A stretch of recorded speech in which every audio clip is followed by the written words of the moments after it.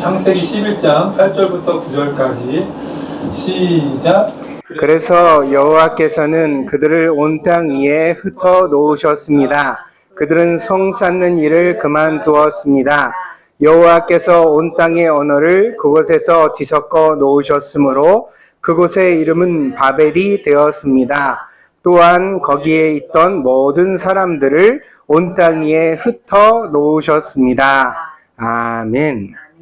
이 바벨이라는 말이 성경의 언어로는 어지럽다 그런 뜻이에요. 혼란스럽게 했다 그런 의미를 가지고 있습니다. 오늘은 바벨이라는 도시에 대해서 여러분에게 전하고자 합니다. 여러분 학교에서 영어 공부할 때 어렵죠? Hello, thank you.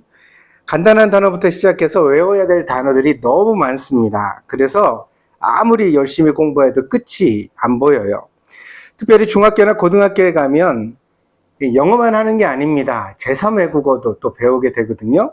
그러면 이제 뭐 중국어, 우리 일본에 있으니까 일본어는 안 할 수도 있겠네요. 근데 프랑스어를 배우기도 하고, 목사님은 고등학교 때 독일어를 배웠어요.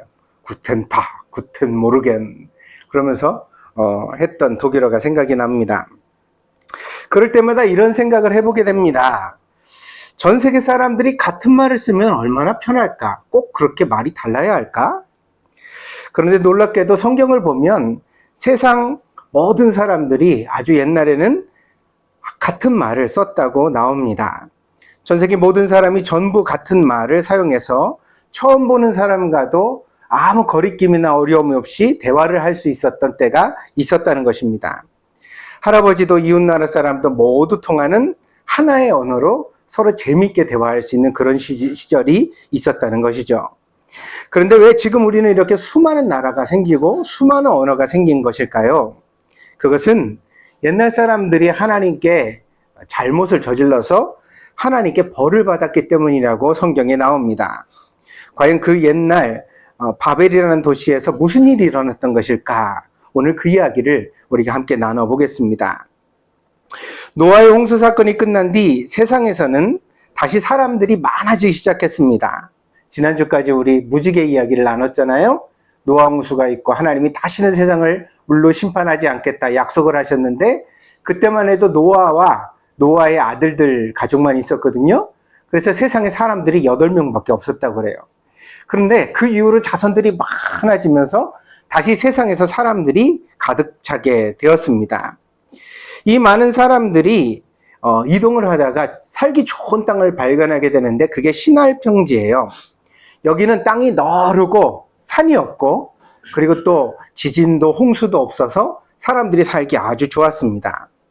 그래서 거기서 큰 도시를 이루고 살기 시작했으니 그 도시의 이름이 바벨이었던 겁니다. 그런데 이 바벨에 모였던 사람들이 갑자기 도시를 아주 큰 탑처럼 만들기 시작합니다. 사람들이 뭐라고 얘기를 했느냐면 이렇게 얘기를 했어요. 야, 혹시 또 홍수가 나면 어떡해? 그러니까 우리가 하늘까지 닿는 도시를 만들어서 아무리 물이 세상에 가득 차도 그 꼭대기로 우리가 도망을 가면 피할 수 있는 그런 도시를 만들면 좋겠다. 그래서 사람들이 그 탑처럼 생긴 도시를 만들게 된 것입니다. 사람들이 이 탑을 쌓는 데는 하나님 앞에 잘못된 마음이 숨겨져 있었습니다. 첫째로 하나님의 약속을 믿지 못하는 마음이 있습니다. 우리가 지난주에 배웠던 것처럼 하나님이 무지개를 주시면서 이 무지개를 볼 때마다 내 약속을 기억해라. 내가 다시는 세상을 물로 심판하지 않겠다. 이렇게 말씀하셨잖아요. 근데 사람들이 말하기를 아니야. 또 홍수가 있으면 어떡해? 또 우리가 다 죽게 되면 어떡하지? 그러니까 우리가 살 궁리를 해야 돼. 그러면서 하나님의 약속을 의심한 겁니다. 두 번째로 이 바벨 도시에는요, 하나님께 무서운 힘으로 거역하려고 하는 그런 모습이 드러나 있습니다. 사람들은 자기 힘이 강해지면 하나님도 이길 수 있다고 생각한 것 같습니다. 그래서 자기 힘으로 하나님의 심판을 모면하려는 생각을 가지게 됩니다. 자, 이제 우리가 하늘까지 닿는 탑을 만들어서 하나님이 우리를 심판 못하시게 만들자. 그런 뜻이 이 도시에 담겨져 있었던 것입니다. 여기서 여러분한테 잘 다가올 수 있는 예화를 목사님이 하나 들어볼게요. 어느 날 여러분들이 큰 잘못을 저질렀어요. 그래서 엄마가 하지 말라고 했는 짓을 굳이 하다가 말썽이 됐어요. 엄마가 들어오더니 그걸 보시고 화가 잔뜩 나셨어요. 일단 언성이 높아지죠. 엄마가 화를 내는 거는 쉽게 할 수 있는데 목소리가 일단 높아요. 그렇잖아요? 높은 목소리가 팍 나갔습니다. 그러면서 이제 이놈의 녀석 왜 그렇게 말을 안 들어? 그러면서 엄마가 목에 힘을 주더니 손을 들어가지고 엉덩이를 때리려고 이렇게 손을 잡았어요. 그런데 예전에 내가 아닌 거예요. 말이 컸잖아요. 힘도 세졌어요. 자기도 모르게 사람은 방어 본능이란 게 있거든요. 뭐라 그래요? 파리 같은 게 날라오면 눈을 끔뻑 감잖아요. 누군가 때리려고 하면 손을 들어서 막죠. 근데 예전에는 내가 아무리 손을 들어서 막아도 엄마가 훨씬 힘이 셌어요. 그래가지고 엄마한테 엉덩이를 맞아야 됐거든요. 그런데 이제는 나이가 많이 먹은 거예요. 나도 모르게 손을 들었는데 엄마 손을 턱 쳐냈어요. 엄마가 더 화가 나서 손을 더 높이 듭니다. 그래서 이번에는 팔을 들어서 엄마의 손목을 잡았습니다. 자, 여러분, 그렇게 하면 어떤 일이 벌어질까요? 엄마가 아이고야, 우리 아들 힘이 세구나. 그래, 이제 우리 말로 하자. 이렇게 할까요? 어떤 일이 벌어지죠? 이제 말이 이제 독해지고요. 그렇죠. 그리고 나서는 더 많이 맞아요. 그건 경험에서 나오는 얘기인데 그런 일이 있죠. 여러분, 이 모습을 보면서 우리 한번 생각해 봅시다. 사람은요, 야단을 맞을 때도 매너가 필요해요. 그래서 내가 뭔가 잘못해서 야단을 맞을 때는 그 앞에서 태도를 공손히 가져야 그 야단이 조금은 누그러지는 거예요. 근데 내가 거기서 잘못된 말과 태도를 보이면 어떻게 되어져요? 상대방이 훨씬 더 화가 나죠. 그래가지고 감정적이 돼요. 감정적이 된다는 건 서로 좋지 않은 일이에요. 왜냐면 엄마 아빠도 사람이니까 화가 나면 힘 조절을 못하고 때리잖아요. 그럴 때 보면 어떻게 다칠 수도 있고, 그리고 또 나도 평생 지워지지 않는 상처를 받을 수 있어요. 엄마가 여기 어깨를 때리려고 손을 확 휘둘렀는데 나도 모르게 피하다가 뺨을 맞았어요. 그러면 엄마가 나를 뺨을 때렸다고 생각할 거 아니야? 그럼 그때부터 나는 평생 동안 엄마가 지난번에 나 잘못했을 때 뺨 때렸어 그러면서 마음에 상처가 줄 수 있잖아요. 근데 문제는 뭐냐면 막으려고 들고 피하려고 들고 매너 없이 굴다가 생겨난 일이라는 거예요. 그렇지 않았다면 어떨까? 조금 더 공손하게 화가 나셨네요. 예, 잘못했습니다. 응? 그렇네요. 굳이 듣고, 아니, 잘못을 했으면 야단을 맞아야 되는 거 아니야? 그걸 안 들으려고 하면 안 돼요. 그걸 공손하게 듣고, 인정할 건 인정하고, 그리고 또 그 중에서 또 내가 점잖게, 사실은요, 그런데, 아빠, 엄마, 사실은요, 근데 여기 이런 사정이 있어요. 내가 일부러 그런 게 아니라요. 엄마가 보시기에는, 아빠가 보시기에는 마치 내가 일부러 말을 안 듣는 것처럼 보이셨겠지만, 그러나 그게 아닙니다. 사실은요, 안 그러려고 그랬었는데 이러이러한 일이 있어서 나도 모르게 그랬어요. 다시는 안 그러도록 노력하겠습니다. 이렇게 하면 엄마 아빠가 어때요?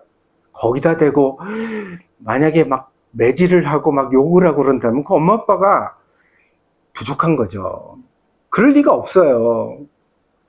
근데 이제 우리가 야단 맞는데 매너가 부족하다 보니까 어떻게 해요? 그 앞에서 눈을 부라리고 씩씩거리고 억울하다고 그러고, 응? 아니, 억울한 면이 있죠. 있지만 결과를 보면 잘못했으니까 혼이 나는 거 아니에요. 그러면 그걸 좀 받아들이고 나서 억울한 거를 차분히 설명해 가야지 이게 매너인데, 부모를 향하여 그런 매너를 못 보이다 보니까 우리가 심하게 혼날 때가 많다는 거죠. 하나님이 세상이 죄를 짓는 것을 보시고 물로 심판하셨어요. 그럼 사람들이 가져야 되는 태도는 뭐죠? 하나님, 죄를 짓지 않겠습니다. 이런 마음을 가져야죠. 근데 사람들은 뭘 만들었어요? 하늘까지 올라가는 탑을 만들었어요. 우리가 그 어떤 잘못을 저지르더라도 하나님이 나를 심판하지 못하게 하겠다. 내가 힘만 있다면. 엄마쯤은 내가 이기지. 엄마 손목 내가 잡으면 엄마 나한테 꼼짝도 못해. 목사님도 옛날에 학생 때 엄마한테 그렇게 멋모르고 겁없이 덤볐던 적이 있었거든요. 근데 우리 어머니가 목사님한테 어떻게 하신 줄 아세요? 이렇게 얘기했어요. 그래, 힘은 네가 나보다 세지. 그런데 내가 네 엄마면 막지 말고 맞아. 엄마 아니면 막아도 돼. 그래서 그때부터 갑자기 얼어붙었어. 이거 뭐지? 근데 그때부터 때리기 시작하는 거예요. 그래서 몇 대를 맞고서, 그리고 엄마 말씀을 들었던 기억이 나요. 뭐냐면, 우리가 아무리 힘이 세져도 엄마 아빠를 이길 수는 없는 거예요. 엄마잖아요. 아빠잖아요. 우리가 아무리 과학이 발달해도 하늘에 닿는 도시를 만들어도 하나님을 이겨서는 안 되는 거예요. 하나님이시잖아요. 우리를 세상에 만드셨잖아요. 그러니까 사람들에게 그런 기본적인 매너가 필요했던 거예요. 근데 그 매너를 지키지 않으니까 어떤 결과가 왔어요? 오늘 우리가 이처럼 고생하게 영어도 생기고 독일어도 생기고 프랑스어도 생기고 온갖 언어가 생겨서 사람들이 말이 안 통해 답답해 죽는 상황이 만들어졌다는 거예요. 근데 강감한 목사님이 이 성경 말씀을 생각해 봤어요. 뭔 생각을 했냐면, 하나님은 지금도 우리랑 말이 안 통해서 답답하시겠구나. 하나님은 우리를 잘해주시려고 그러는데 맨날 우리는 억울해, 화가 나, 맨날 뭔가 좀 속상해. 하나님한테 나만 복을 못 받았어요, 나만 공부를 못해요, 나만 얼굴이 못생겼어요, 나만 힘이 들어요, 이렇게 얘기를 하니까 하나님이 그런 우리를 볼 때마다 얼마나 속상할까, 얼마나 말이 안 통해 답답하실까. 그래서 생각해 봅니다. 우리가 하나님 앞에 매너를 지키는 사람이 됐으면 참 좋겠다. 하나님이 우리에게 어떤 것을 주셨든지 힘든 일도 좋은 일도 다 뜻이 있는 거예요. 여러분 생각해 보세요. 엄마가 아침에 낫또하고 계란말이하고 이렇게 해가지고 나눴어요. 근데 그걸 좋아하는 사람도 있지만 어떤 사람은 싫어하잖아요. 근데 엄마가 그 반찬을 만들었을 때 무슨 뜻이 있을까? 아무 뜻이 없어요? 엄마가 게을러서 귀찮아서 그렇게 준 거예요? 아닐 수도 있어요. 여러분이 모르는 뜻이 있을 수 있어요. 아이를 데리고 어저께 병원에 갔다 왔더니 의사 선생님이 콜레스테롤 수치가 높습니다. 아이를 비만으로 만들면 병이 생깁니다. 어쩌려고 그럽니까? 식단 조절을 좀 하십시오. 엄마가 그 얘기를 듣고 와서 아이를 위해서 고기 반찬 안 하고 낫또에다가 계란말이 해가지고 반찬을 만들었어요. 그걸 먹을 때 우리는 속이 상해요. 왜 햄 안 줄까? 왜 고기 안 줄까? 그런데 사실은 거기는 나를 위한 사랑이 숨겨져 있는 거죠. 우리가요, 살면서 만나는 모든 일 속에 사실은 우리가 알지 못한 하나님의 깊은 사랑이 숨겨져 있어요. 그러니까 좋은 일만 좋은 건 아니에요. 때로는 힘든 일도 우리에게 유익하고 좋은 일일 때가 많아요. 그러니까 그거를 하나님 앞에 잘 받아들이는 태도가 필요해요. 근데 여러분 생각해 보세요. 여러분이 낫또를 너무 싫어하는데 반찬으로 낫또가 나오면 인상 써져요, 안 써져요? 목사님 써지던데? 목사님은 돼지고기 숭둥숭둥 썰어놓은 김치찌개 되게 좋아하거든요. 맨날 그것만 주면 좋겠는데 그렇지 않을 때는 오늘 반찬 뭐야? 이거 너무 맛없어. 이런 생각이 나도 모르게 들던데? 그런데 말이에요. 그런 생각과 감정을 다 드러내는 거는 사람이 부족한 거예요. 매너란 뭐냐? 그런 마음이 들더라도 상대방을 위하여 공손한 표정과 태도를 나타낼 수 있는 거야. 그래서 오늘은 낫또 반찬이 나왔네. 아이고 맛있게 잘 먹겠습니다. 그래 놓고 내가 다 먹지 못하더라도 조금만 먹더라도 기쁘게 먹는 태도를 보이는 것. 하나님이 우리에게 요구하시는 것도 그런 것이 아닐까 합니다. 그런데 우리가 그것을 잘 받아들이지 못하니까 어떻게 돼요? 우리에게 자꾸 힘든 일들이 더 나빠지는 오늘날과 같이. 그래서 바벨탑을 만들다가 하늘에까지 못 닿았대요. 가다가 멈췄대요. 왜요? 셜록, 놀라라! 뭐야, 너, 뭐라고? 뭐라고? 망치 달라고, 이놈아. 망치 좀 달라고. 망치를 줘야지 내가 이거 못을 박을 거 아니야. 근데 그 말이, 이렇게 들리니까 밑에 있는 사람이 답답해서, 아이고, 속이 터져. 그래서 오늘 성경에 뭐라고 말해요? 온 땅에 흩어졌대요. 같이 살지 못하고 흩어졌대요. 사람이 왜 흩어져요? 말이 안 통해서 흩어져요. 말이 안 통해서 흩어져요. 친구도 왜 헤어져요? 말이 안 통하면 헤어져요. 가족도 왜 멀어져요? 말이 안 통하면 흩어져요. 성경이 우리에게 그렇게 가르쳐주고 있어요. 그러니 우리가 하나님 앞에 좋은 신앙의 태도를 잘 배워서 서로 공손하게 대하고 서로에게 예의 바르게 살아가면 우리가 흩어지지 않고 더욱더 함께 행복을 누리면서 잘 살아갈 수 있는 사람이 될 수 있을 줄 믿습니다. 그래서 오늘요, 바벨이라는 도시 이야기를 했는데, 이 바벨이라는 도시는 우리가 본받을 도시, 본받지 말아야 할 도시. 그렇지. 우리 재진이 역시 빨라. 본받지 말아야 돼요. 바벨이라는 도시는 말이 안 통하는 도시. 우리 교회도 우리 집도 그렇지 않기를 바랍니다. 아멘. 기도하겠습니다. 하나님, 바벨탑 이야기를 통하여서 우리가 하나님께서 이런 벌을 주신 이유를 알고 배우게 되었습니다. 하나님이 우리에게 잘못이 있어 야단치실 때 그것을 달게 받고 공손해야 하는데 사람들이 그런 마음을 품지 못하고 오히려 하나님을 거역했습니다. 교만한 마음을 가지고 하늘까지 닿는 탑을 만들어서 하나님보다 더 세지자고 말했습니다. 하나님, 이런 나쁜 마음이 우리들 모두에게 있는 것 같습니다. 왜냐하면 우리가 점점 나이를 먹어가면서 우리 부모님을 대하는 태도를 보면 압니다. 엄마는 아무것도 모르면서 아무 말 하지 마요. 에휴, 아빠는 답답해. 아빠는 항상 자기 말만 하고 내 말은 듣지도 않아.